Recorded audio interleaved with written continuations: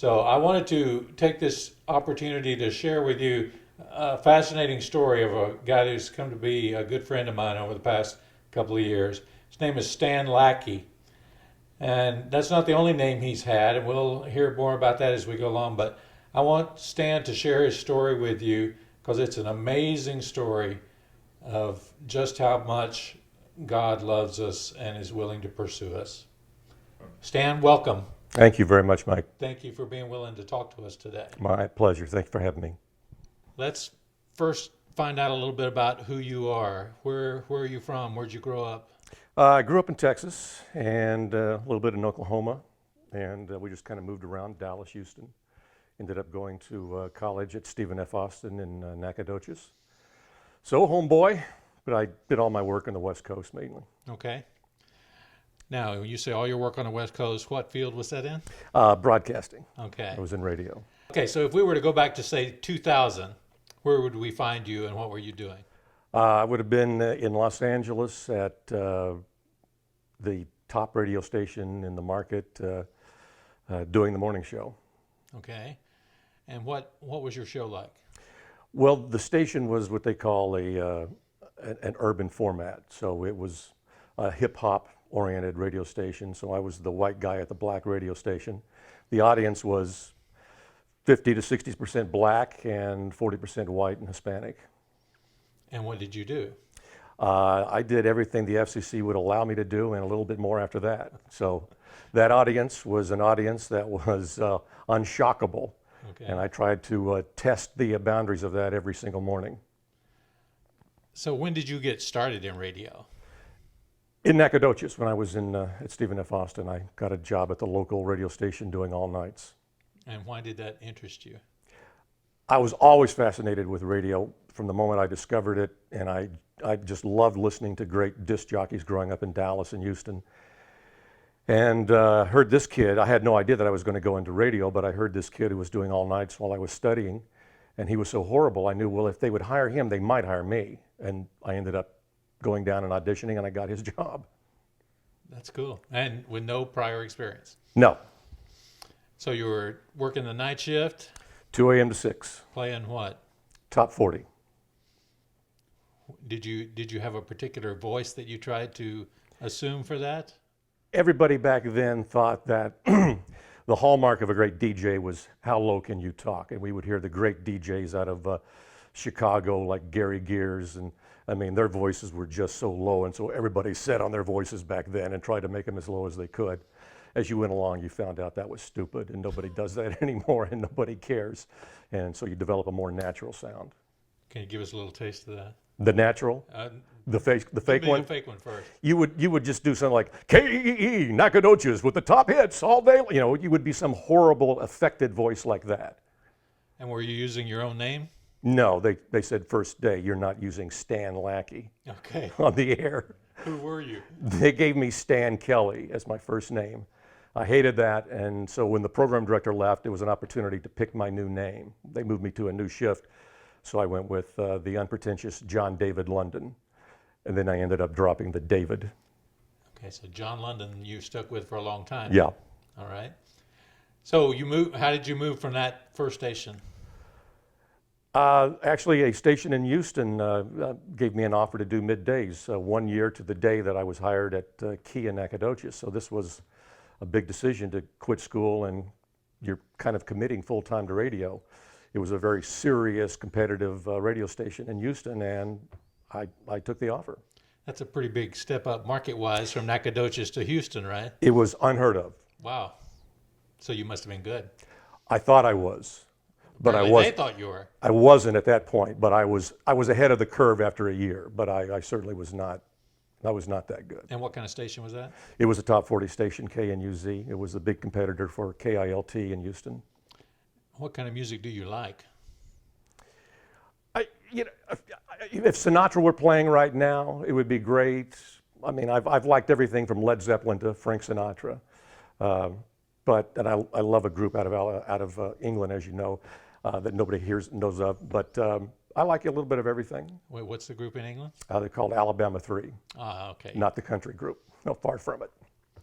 Does a disc jockey have to like the music he No, plays to be good at his job? no, no. How many times did you have to play something you hated? Half the songs on the list we hated.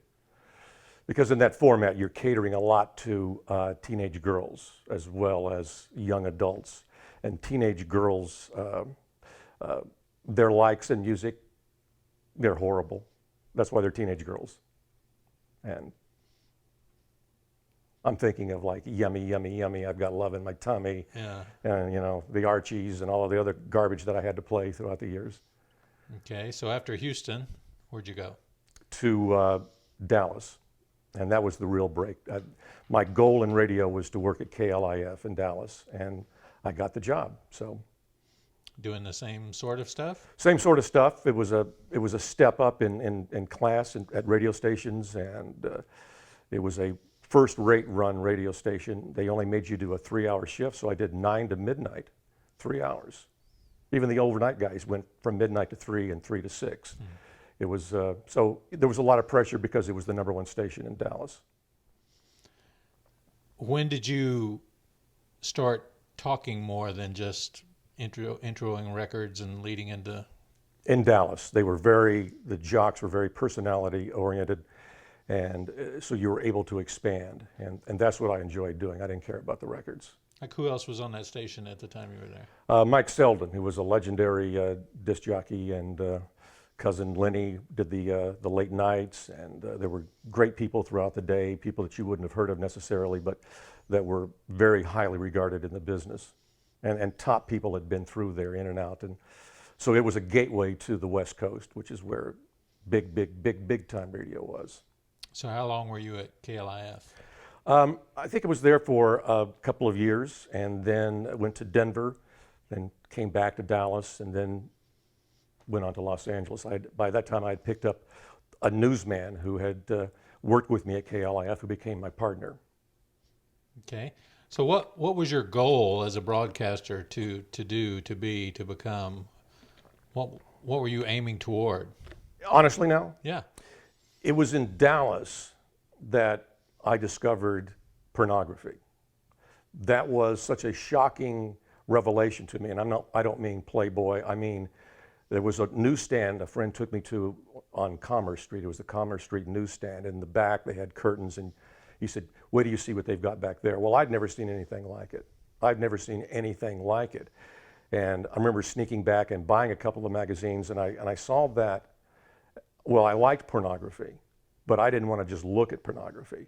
And I noticed that all of the models they used in these horrid magazines were either from New York or Los Angeles. That immediately became my goal, to be out there where I wanted to do what these women were doing. Well, I didn't want to do what they were doing, but I wanted to be, I didn't want to just look at them. Yeah. It was the sickest, darkest, when it hit me, when this desire came over me, it was like I had discovered a world that had been around all the time, and I was naively unaware of it. But it was an electrifying experience to me. I just didn't have the money to pursue it. That's an interesting goal to have. That's not the motivation I was expecting you to say there. It was. I think my first wife would have been very, very surprised too. Ah. So you were married at I that had time. just gotten married to my college sweetheart. And how was that? Once I discovered pornography, and if she would probably, and she was a wonderful, wonderful, wonderful girl, she would look back and go, yeah, something happened along the way. And my interest in the marriage certainly waned. So how did you get from from Dallas to Boulder? How did you make the leap then to the West Coast? From Denver, actually KLIF hired me back to Dallas, and from there I went to Los Angeles. And how does that happen for the people watching it don't know how the radio business is? How do you move from one station to another? What's involved? You slowly begin generating a name for yourself, and that starts to get around in industry. And I happened to be on a panel at a convention, the biggest radio convention of the year, and it was in Atlanta, and the people from LA saw my partner and me on the panel and liked what they saw and asked for some tape and made us an offer.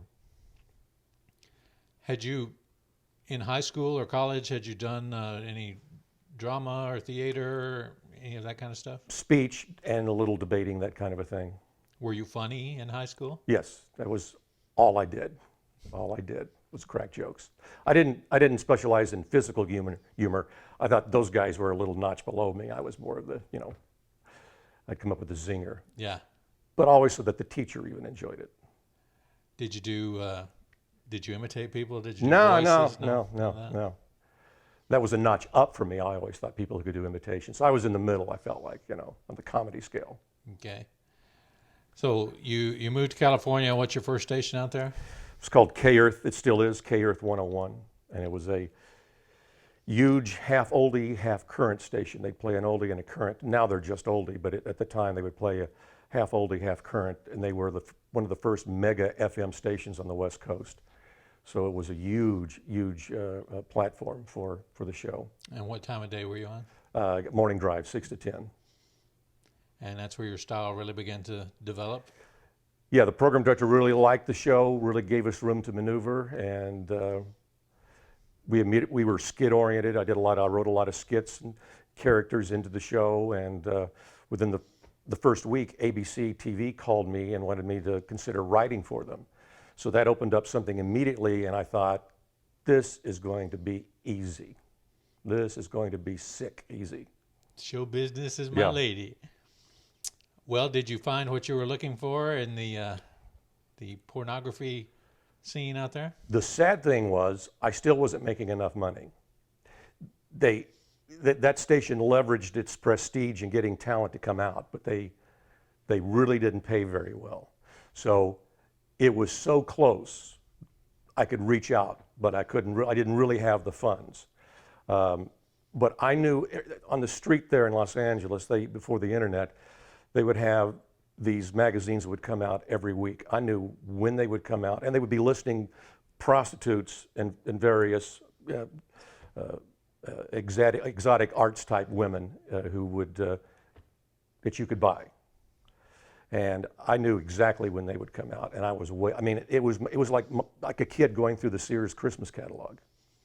And your marriage was over at that point? Or No, it was still going on. Okay. Feeling the strain?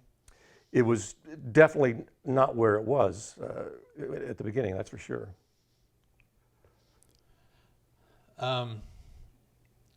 Any other temptations befalling you at this point in your life? Not at that point. Not at that point. It was about two things.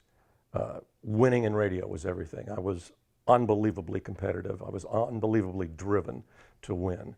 And I had a goal, and that was to be one of the greatest air personalities in America, and to be able to have the kind of money to do what I really wanted. But that was still a step away. Okay. What's the next step then? The next step was going to a station in San Francisco that really wasn't the highest wasn't a tier 1 radio station in the market, but it had been, and had a new format which was geared to what I wanted to do, CHR, which is called Contemporary Hits Radio. And it turned into be a mammoth radio station and one of the great success stories in America at that time in radio. And that's when I started getting the money. And then not too long after that, I started that in 85. In 89, 90, I was starting to get big offers. And I got a huge offer to come back to Los Angeles in 1991. And that's where, and by that time I had divorced my first wife, left her for another woman, and she and I would be living together initially in Los Angeles before we got married. Okay. So, and I want to pass over that too lightly. I mean, it was one of the real scumbag things that a man can do. Leave your wife for another woman. And you're leaving a tier 1 person for somebody that you really shouldn't be giving the time of day to. Well, let's talk about what sort of moral compass did you have at that point? I had developed an excuse, because I always believed in God. I always believed in God, and I'd been raised in Christian church, and I had a high regard for God, and I had a high regard for Jesus Christ as the Son of God. But I didn't want to accept it because I believed what the Bible said was true. I just didn't want it. And I developed such a hatred for the idea of eternal punishment that I used that to turn away from God. And I would actually debate with pastors at that time about how the cruelty involved and the unnecessary punishment of eternal damnation. And so I can remember when I broke all contact with God, it was such a strange feeling to me. It was like something had snapped in my soul. It's hard to explain, but I knew I was crossing a dangerous line. I was saying goodbye to God. I wasn't saying I don't believe in you. I was saying I don't want you. And I was using the eternal damnation as the leverage to get out of that relationship. Not that I really had a serious relationship, but whatever I did have, I broke it. Okay. Severed that tie. But you're experiencing greater and greater success in your professional life. It was by leaps and bounds. And so everything else became secondary. Did that tend to make you think I made the right choice? Oh, absolutely. Yeah. Absolutely. I thought that, and you know, the amazing thing, I would be living this double life. I mean, even my second wife had no idea of my, we'll call them carnal desires, but that's really insulting carnal desires. But she had no idea either. What was the question? I got focused on. What did you just ask me? I'm sorry. I asked you if you felt you had made the right choice because Yes. you were prospering. And I was going to mention, during this hideous double life I was leading, I would still pray to God on ratings day. And it was really kind of an amazing thing. And I would kind of mention to him, look, I know that at some point I've got to readdress this, but be with me on these ratings. And and hidden in the room somewhere would have been all kinds of pornographic pictures of women that I had circled with who I knew I could get in contact with. I mean, it is unbelievable what at least my human mind would do to rationalize everything that was going on. I believe I was dealt a hand that I couldn't avoid it having to play. And so he had to understand that. And I remember reading something in one of the front of one of the pornographic magazine. It said, the only way to defeat temptation is to yield to it. And I thought that was brilliant. And I thought that was the most brilliant way of fighting this temptation, to completely yielding to it. So you mentioned that your modus operandi for your radio personality was to do everything the FCC allowed and then some. Did you get in trouble with the FCC? I got in trouble with some groups there locally, and the biggest problem that I got into was I cursed out the mayor of Compton, which is a black community just south of Los Angeles, and he was a thug who was now the mayor, and he and I got into it because he took umbrage to a skit that we were doing called Little Crackhead, about a black baby that had born crack addicted and was now the adopted child of a rich white couple. Well, that just saying it, I can now hear how convoluted that just sounded, but still, it was hugely popular on the show, but they saw it as demeaning to the black community. And so he confronted me on the air, and I ended up cursing him out. And then the Nation of Islam, he was able to gather the Nation of Islam against me, and they would march against me on the front of the station every day, and I had to be transported by armed guards to and from my house to the radio station. So that was a bit of a nuisance. What kind of mail did you get? What kind of phone calls did you get? I would get the occasional hate, but by far and away the audience supported me. And this was to the shock of and chagrin of the Nation of Islam and to the mayor of Compton. And so it eventually blew over with me agreeing to change the name to, I forget, we changed it. He was no longer crack addicted. He just had severe ADD. So. And as ratings increase, but controversy increases also, does the program director ever say, Stan, you might want to tone that down a little, or does he say, wow, the ratings are great, keep doing what you're doing? Well, if we step back for a second, when I was in Denver, the owner, I had really good ratings there. The owner came through. He was just amazed at how well the station, which had been a third-rate radio station for so long was now competing with in the top 5, and he heard my show, and he told the general manager, fire him, because if that's what it takes to be a success, I don't want to be a success. But by the time you get to Los Angeles, every advertising dollar is so competitive that they'll let you do anything that you need to do that doesn't drive off advertisers. That was the key, don't drive off advertisers. We'll handle the rest of the pressure. So does the term shock jock fit what you were doing? I didn't think I was, but when I look back on it, of course I was.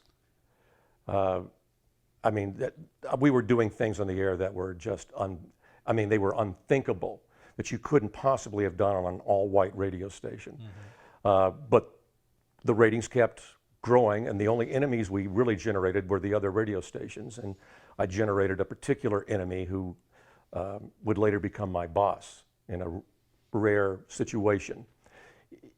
In here, I think it would be important, I mentioned one thing, is that along this way I started gambling, but not to the point where it was a serious, what anybody would call a serious problem in relation to what I was making. But I would bet on football every single weekend, and I can remember, and I point this out because I really do believe if you were to circle a day in my life and go, when did it start going south for you? It was the day I actually literally cursed God with the worst possible word that you could possibly imagine, because I had lost 6 straight football games, and I thought the only way I could lose 6 college football games is if he was against me. Mm. And I look back on that, and it sounds so silly and so trite, and to think that God's above it, but there becomes a breaking point for even him being gentle and merciful. And he had been very gentle and merciful to me, but I think that was the straw. So what happened with your second marriage? When I ended up losing my job and getting into a 1-year legal battle in Los Angeles, that's when I went to San Francisco and started the talk radio show portion of my career. And she stayed in Los Angeles ostensibly to sell the house, but she ended up, I found, having an affair. And so I was outraged, even though I was having multiple affairs behind her back and had been from the first week I'd met her. That still outraged me. And we ended up into this enormous divorce litigation process that went on for from about 2002 to 2007. Wow. Just as ugly as you could possibly imagine it. It was that ugly. What else was attracting your attention at that point? The divorce, I hated her so much that I remember thinking, I actually discussed this on the air one day, and I went in and it was like an epiphany to me, a dark epiphany, that I understood finally for the first time what Jesus Christ meant when he said, I tell you, if you hate your brother, you've committed murder. I never understood that. I always thought, that doesn't make any sense. I could hate somebody, but I don't want them killed. I learned I never hated somebody until I was in the divorce with my second wife. I would have killed her. If you had given me a gun and told me, you'll get away with it, I would have killed her. There is no doubt in my mind. I remember calling a relative going, I want to get a shotgun and I want to go kill her because I don't think I'm going to be able to win in this divorce. And I would have done it. I think I would have done it. Fortunately, I didn't do it. But it consumed me, the hatred of her and of the situation in which you can't win in divorce in the state of California. I'm not sure you can win anywhere. But she was going to get half of everything. And that just ate my guts day and night. So I was with a prostitute, and she suggested that she said, you look tired. Why I have something that will pick you up? And I said, what? She said, give me $100 and I'll go get it. I gave her $100 and she came back with something that did pick me up, crystal meth. And I was at the point where I was like, I don't care, because I'll probably end up in murder-suicide anyway, so why not take drugs along the way? I had never used drugs other than marijuana. I hate to say other than marijuana, it makes it seem like it's nothing, but I had used marijuana in college, but I had never been interested in drugs until now. And now I found myself, within a very short amount of time, hooked on crystal meth. So if we're charting this on a graph, we see your professional life continuing to go up, but it seems like your personal life is really starting to diverge and go the opposite direction. Well, remember, I'd been in a year-long lawsuit with one of the largest radio companies in America. Even though I won it, it had taken a year out of my career. I was never able to work at that company again. So it had, and I wasn't making the money. I was making great money in San Francisco, but a third of what I was making in Los Angeles. So it was starting to head down. And being distracted with a divorce certainly affected my on-air performance. Being hooked on crystal meth doesn't aid you in your career. And so this divorce drags on for 5 years? 5 years. When I moved to Austin, it was still in full bloom. But the saddest day, I mean, when the divorce papers were filed, and she filed them on Valentine's Day, it was an amazing transition in my mind. I went from tolerating her to hating her. I mean, it was that quick. So that day was sad only in the sense that I knew that I had to get her. The second saddest day was when my crystal meth pusher went back to Europe and I didn't have a crystal meth pusher. That was a horrible crisis moment in my life of how can I get this stuff? And so I was able to resolve it by going to Las Vegas and finding a prostitute who would sell me crystal meth, and she would get it from a pusher.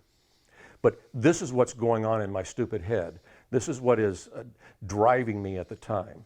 And in the same time, I'm still trying to allot a portion of my life to make a career. I have huge legal bills, huge, enormous legal bills, let alone the price of crystal meth and the price of prostitutes, and losing a few football games here or there. It adds up. So what was the end of your radio career? How did that come about? I was doing a talk show in San Francisco. It was on a station called Free FM, and the gentleman who preceded me in a syndicated fashion was Penn Jillette, and he and I would get into verbal battles constantly. And one day as I was driving in to work, and probably had just done some crystal meth because I used some right before I would go on the air to kind of pick me up a little bit, he was saying that Mother Teresa was a scumbag and one of the worst people who had ever lived, and the only reason she went to India was not to help people, but because she sexually got off on watching people die. Now, he means that. I mean, so imagine this battle between a scumbag like that and a scumbag like me. And so I shot back with, well, I suppose we can say whatever we want to on this radio station, so I'll say this. I'll offer anybody $4,000 to go kill Penn Jillette. That was pretty much the beginning of the end. There was a little more to that offer, though, wasn't there? Was there? Oh, I said if you tortured him, I would only pay you $2,000. What were you thinking? I thought you said $4,000 to kill Penn Jillette, $7,000 if he suffers. It may have gone that way, and I have to bring out the tape. I'd have to bring out the tape. But that did not go over well, huh? It went over real well with everybody at my radio station. It didn't go well with Penn Jillette, who called the president of CBS Radio and said he was so scared he couldn't go to work when he knew I was making a sarcastic threat. There was so much joking around the supposed threat that it was clear to everybody that it was only a bad joke and a hangman's gallows type joke, but it was a joke. Nonetheless, they fired me and I ended up in another lawsuit with CBS Radio that would go on for 3 years. You had competitors in radio that were sort of the enemy. Anybody else stand out as being a nemesis for you along the way? Well, the general manager of one of the stations there in Los Angeles, he worked for Clear Channel, and he and I developed such animosity that it was spinning out of control. I would go after him on the air. He was calling and making threatening phone calls to our radio station, and he was calling up clients and of ours and saying that if you advertise on John London's show, you're just throwing your money away. And so it was a horrible, horrible, bitter battle between the two of us. And it was almost as if God was saying, I'm going to thwart from this point forward, everything you do is not going to turn out good. You don't want my hand of protection, so I'm going to take it off of you. And wouldn't you know it, the great company that I worked for sold to Clear Channel, and he became my boss. And he called me in and said, I'm going to fire every single person on your show. He couldn't fire me because I had a contract. And that relationship started at that low point and went down from there. And he ended up violating my contract, and they fired me about 2 weeks later. So that began a year-long litigation. And it just made my head spin thinking, 6 months ago, I was the darling of the market. And now I'm out of work. I'm in a major lawsuit with a huge potential employer. And that was the beginning of things just heading swiftly downhill. Now, when and why did you move to Austin? Now I can't work at Clear Channel Radio because of the lawsuit. I'm suing CBS Radio. There's not a lot of options left. And someone said, why don't you just syndicate as an independent? And you could do that from anywhere. And it was too expensive to live in San Francisco. So I told my producer, you're married, pick a place, and we'll go there and try this thing for a couple of years. I was also thinking about just selling everything and moving to another country, thereby thwarting my wife's attempt at getting any money. That was something I seriously considered doing.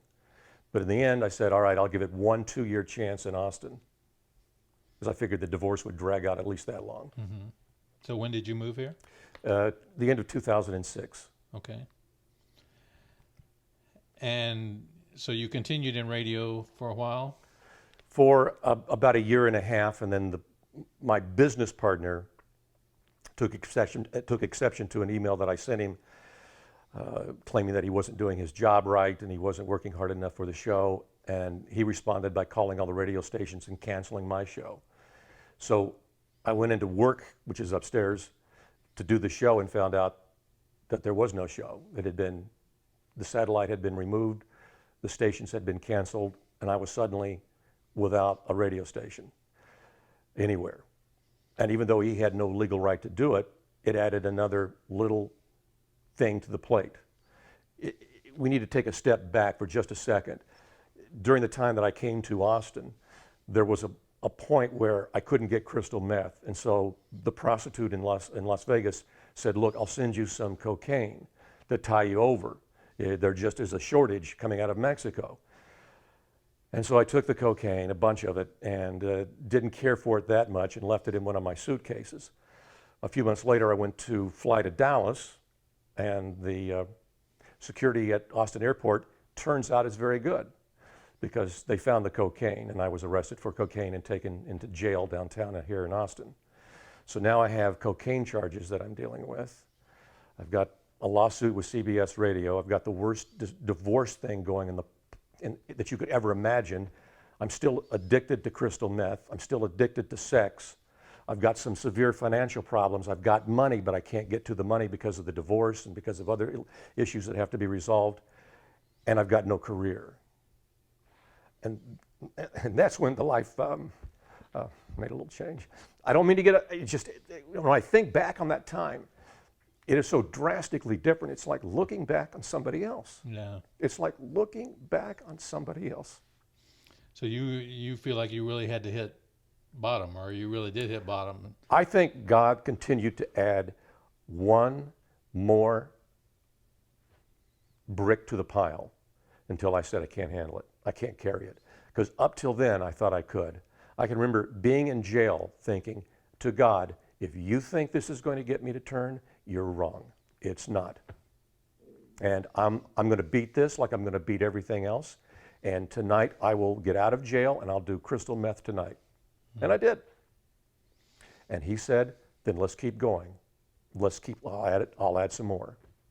And it had finally reached a point as I was leaving the courthouse on some point during the cocaine situation, with the meeting with the judge, and I left there and I was driving the streets of Austin, and that's when it hit me that I was absolutely ruining my life. That I hated two people so badly that I wanted to kill them. And I enumerated all of the other things that were going on in my life, and there wasn't a thing positive. I didn't have a friend. Everybody had left. I didn't know anybody in Austin. All of my friends had scattered. I was persona non grata in radio. I was radioactive. All I had was baggage. And I just simply turned to Jesus Christ and I said, if you want it, it's yours, because I'm ruining it. And I meant it. It was as simple as what they call the sinner's prayer. That's all I said to him, and I meant it. He could have it, and he could have it in any way he wanted. And my life changed. I mean, I knew that it had, after that prayer, I knew that my life had changed. I didn't see things, I didn't hear things. I knew deep down my life had just changed. And first thing I did was I went home and I flushed all of the drugs down the toilet. I thought that was a great act that I could show him, because I wanted to show him I mean it. I was scared to death because I didn't know how I would react to that. I was also afraid. I didn't have any concept in my mind of what a Christian was supposed to do. I didn't have anybody mentoring me. All I knew was, I knew this was bad. I'll take a leap of faith. I'll get it out of my life, but I don't know what else. But I was excited. I knew that he had come into my life, and I can't tell you how I knew. Again, it was nothing tangible, but he had come into my life. And he was still there the next morning. And I remember walking down the street and I saw a word that I used in graffiti that I used at least 200 times every single day. The famous F-bomb. And I saw that and I was like, I had to turn away. I didn't want to see it. And I knew what has happened to me. I mean, I was joyous about it, but I wasn't trying to be a Christian. This was all coming on me. And I would run home. The only person I had to talk to was my sister. And I said, something's happening here. Something is happening here. And it was the first positive thing that was happening in my life in years and years and years. Mm-hmm. So what happened when you flushed all your drugs down the toilet, and how then did you make it through the next few days? It was amazing. I never had a desire for crystal meth from that point on. I had no desire in any drug. That was gone. And that was surprising to me. That, because when I couldn't get it, I would have withdrawals. Not the kind that you would maybe necessarily see where people are clawing their eyes out, but you couldn't sleep, you were fidgeting, you were waiting for the postman, because that's how they came. The drugs came through FedEx. Sorry if you work for FedEx, but half of your business is delivering drugs throughout America. And I mean, I would just stand and wait for the FedEx truck, hoping it would be on that particular delivery. So when that didn't come, it was amazing. But the one I knew that I had fought my entire life was the sexual addiction. And it hadn't come, but that was normal. That would happen. There might be a week that would go by where I didn't have it come over me, and it would make me its slave into doing whatever my flesh was going to do. It was going to do.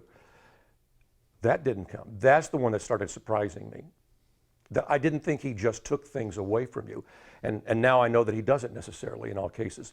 All I can tell you in my case is he took away sexual addiction and drug addiction in one day. And I have no other reason for it, because I wasn't fighting them. I didn't know how to fight them.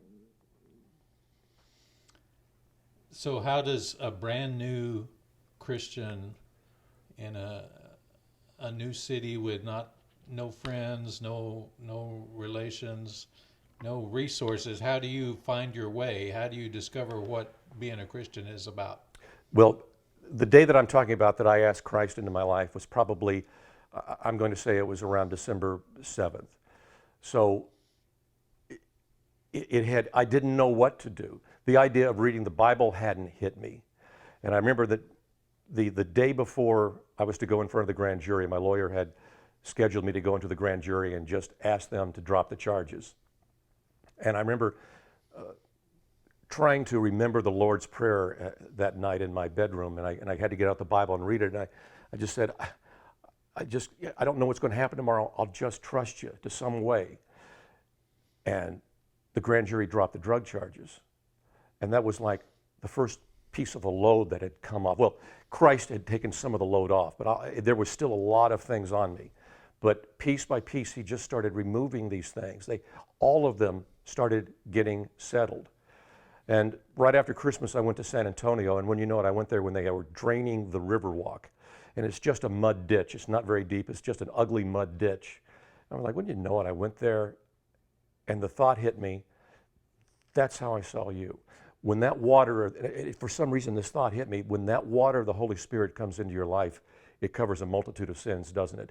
But that mud ditch is what I looked at for decades out of you. And I knew that he was making some points to me. And that's when I said, I've got to go to a church.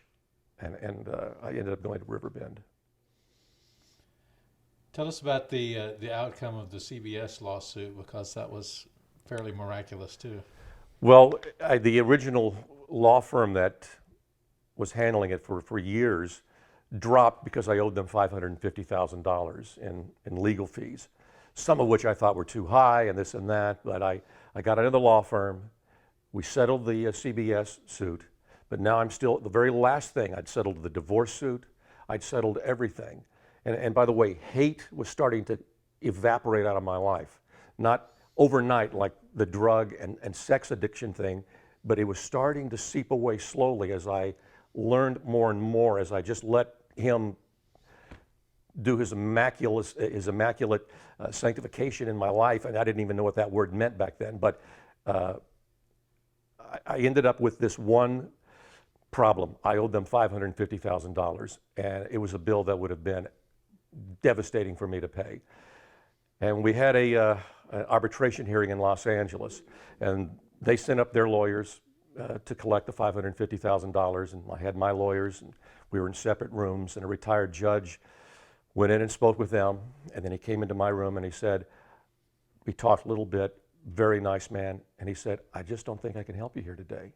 And I had been praying all morning long about this, and for weeks leading up to it, just, look, I want to pay my fair share, but help me in this. Help me in this. And when he said those words, I just got sick to my stomach. Yet something in the back of my mind said, keep your faith. Keep up your faith. Keep your faith on God. Trust him. And my flesh was telling me, oh, this is going to be a disaster. This is a nightmare. And something in the back of my mind said, no, trust him. And the judge said, look, I can only think of one thing. He said, because they want money. And they have every right to that money, I'll be honest with you. And so he brought us into one room and he said, I'm just going to say this, and then I want everybody to go their separate ways. You have 15 minutes. He looked at me and said, I want you to drop all threat of malpractice lawsuit. And he turned to them, and I want you to tear up the bill. If you don't want to do it, go sue each other. And we went back to our room, shell-shocked that was what the offer that the arbitrator had come up with. And he grabbed one of my lawyers and pulled him aside and said, they're never going to do it. He said, but this is the only chance I had for you guys. 15 minutes later, he came in, and he was literally white, and he bent over our table and said, they've agreed. They tore up the bill. They tore up a $550,000 check and didn't fight for it for 45 minutes. That is so unheard of. They knew they had that money coming. The judge knew they had that money coming. I knew they had most of that money coming, and they tore it up and walked out. I mean, all they had to do was say, we'll knock off $200,000, and I would have written the check so fast, as sick as it would have been. But they tore it up and walked away. It was over in 15 minutes, or in 15 minutes from that point forward. And when I got home, I was just so elated. I remember looking over on my desk, and there was the bill that they would send me, the law firm, every month for $550,000. It was that thick. And God said, I'm happy that you're elated. I mean, I just felt this voice, whether it was God or not, I'm not going to say. I heard this thought that didn't come from me, didn't generate from me, that said, maybe you should be as happy about the bill I tore up for you at the cross, because you ran up a pretty good one there too. And I just realized, it was just such a powerful moment, because I realized he's in my life, he's teaching me, but he's so gentle. It's amazing. It was just amazing to me. It is amazing. I've heard you tell that story twice before, and it still amazes me. It's hard to believe the lengths to which God will go to protect and save us from ourselves sometimes. So who are you now? You know, I love God. I love the Lord Jesus Christ. I had this desire to know more about them. I spent hours and hours reading, watching TV shows, watching the good guys on TV, listening to the good guys on radio, reading good, and learning about him. And it is a process of learning what his grace truly means. And and trusting him. I've learned that that's the biggest thing, is when they say put your faith in him, they mean that. He means that. That's the one thing that he wants and expects from us, and rightly so, is to trust him and lead our lives in trusting him that he will make all things come together for good for those who love him and are called according to his purpose. That's me and that's you. And I trust him, and that doesn't mean he's going to make everything good. I get mad at him, and I've gotten mad at him, and to my shame, in the past I have. I think I'm now getting to the point where I can say, I wake up and I trust him, and I'm so glad he's in my life. Because if you could convince me that God wasn't there, I would commit suicide, because it would be so meaningless and nothing. It would be so absolutely an existential waste of everybody's time to go through this process called living if he's not there. Have you spoken to anyone who knew you back in the peak of your radio years about the change that has happened to you? The amazing thing, I'd mentioned I had no friends when I was going to that point. The two people who came back into my life were people that I had known in radio, and wouldn't you know it, they were both committed Christians. And they both, without any prompting from me, reached out and just called me one day to see how I was doing. They couldn't believe it. I mean, Keith, who I think you now know a little bit, when I emailed him and told him, I didn't get an answer back for 30 minutes. He said, I've been running around the house screaming just because I can't believe it, that God hunted you down. And they were just ecstatic, of course, ecstatic. When I first talked to you about doing this, whether it was live in front of people or recording it as we decided to do it, you were not looking forward to it, but you told me you could not say no to it. Why is that? I thought about that again today. If I have an obligation, and I'm not sure that's the right word, but I have I'll say it. I have an obligation to him to give him the glory for this. This isn't about how, isn't it amazing how reprobate I was in my life, and vomiting up all of the horrible things that I did. It's about what he did to hunt me down, to seek me, to continue to call me out of love and compassion for me. He did that when nobody else would. If I had treated anybody like I treated him, they would not return my phone call. Nobody would, and they would have every right not to.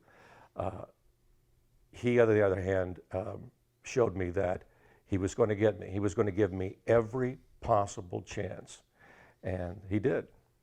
And it's about him. And there are people with worse witness stories than mine. I'm sure I have heard them, of mafia guys who killed people for a living and turned their lives over to Christ. And that's even more fascinating, but it's not about the mafia guy or some idiot shock jock's life. It's about our God who is willing to do these amazing, wonderful acts of love for us. Well, Stan, I thank you for opening your life and your story and your heart to us. I know your story will have a great impact on the people that hear you today, and I appreciate your willingness to share it with us. It's embarrassing, but it had to be done.